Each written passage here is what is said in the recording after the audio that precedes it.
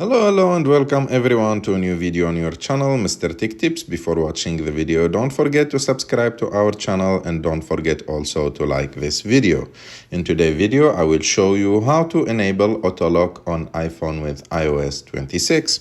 To do this, it's very simple. You have just to go to settings and after that scroll down until you find the option of Face ID and passcode. You should enter your passcode. And after that, scroll down until you find the option of require passcode. Click on it.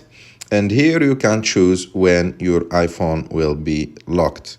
It can be immediately after you use it, or after 1 minute, after 5 minutes, 15 minutes, 1 hour, or 4 hours. So you can choose whatever option you want for your iPhone. And like that, your iPhone will be auto-locked. I hope that you like this video.